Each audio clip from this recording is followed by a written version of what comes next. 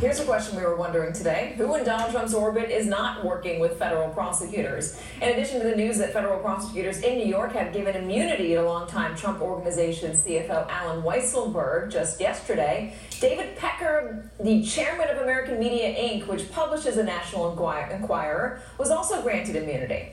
And now, according to the Associated Press, the National Enquirer kept a safe containing documents on hush money payments and other damaging stories it killed as part of its cozy relationship with Donald Trump leading up to the 2016 presidential election.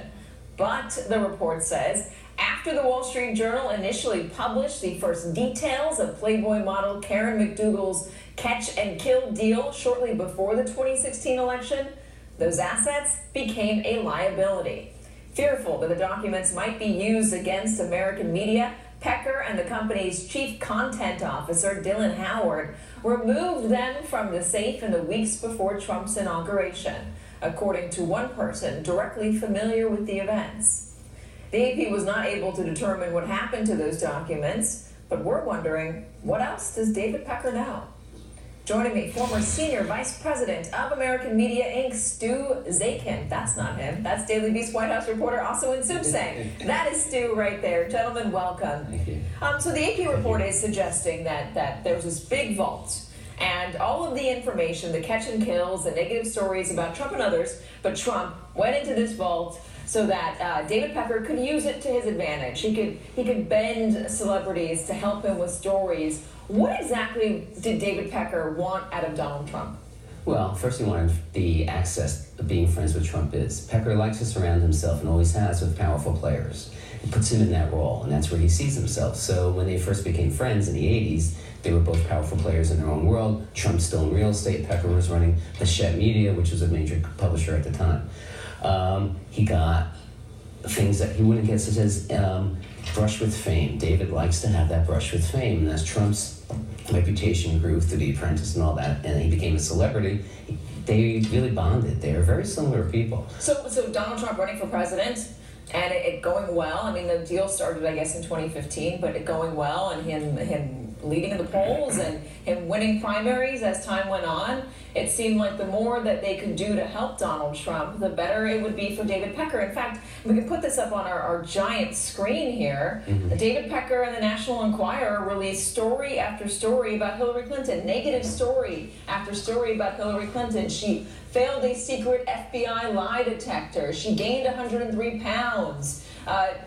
It just goes on and on. She's corrupt, racist, criminal. Right. They did Donald Trump's dirty work for him, it seems. Well, they did. So one of the beauty, when you own a media company, you own it for a couple of reasons. To make money, which Pecker is really good at.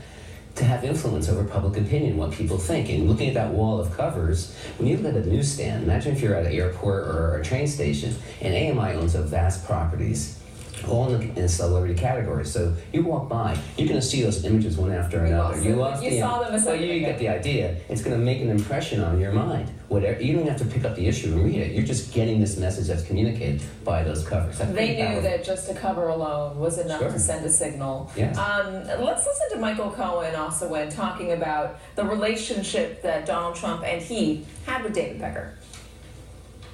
I need to open up a company for the transfer of all of that info regarding our friend David. Never know where that company, never know what he's going to be. Correct. So I'm all over that. Also in this vault, I know this is AP reporting, but it does make you wonder if they're at least talking about one payment to Karen McDougal, and we know about Stormy Daniels, what else could possibly have been in there? Well, exactly. David Pecker, given the sort of tabloid, supermarket tabloid media empire he presides over, is someone who has killed stories and kept and held secrets for an assortment of famous and powerful people. And that certainly includes Donald Trump, and who knows what else could have been in this alleged stash in this vault. But it doesn't, given the position that David Pecker has had over the years, this hardly applies to just someone like Donald Trump.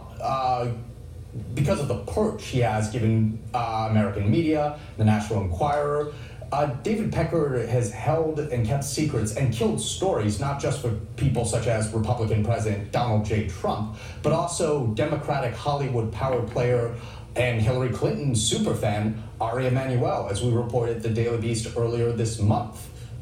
Interesting. I was talking to somebody who used to work at the Enquirer who said that David Pecker would need this immunity because of all the things that he has done for Donald Trump. Was there a spoken message, an official policy where if something about Donald Trump came in, it was to be buried?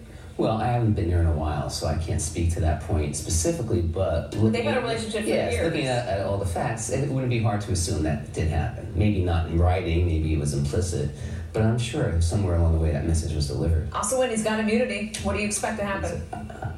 Well, not sure what's going to happen with this. I mean, it's anybody's guess at this point. But he is someone who, over the past few months, has definitely been taking a retrenchment in Trump world at the moment. As we reported the Daily Beast earlier this month, National Enquirer itself, which used to be one of the most reliable pro-Trump outlets on the face of the planet, hasn't even featured Donald Trump on its front page or on its cover after many issues. So this is just the latest very public and in this case legally dicey example of David Pecker becoming less and less of a prominent Trump world figure. Also in Soup Sang and Stu Zakim, guys, thank you very much. Happy Friday. Happy Friday. Happy Friday.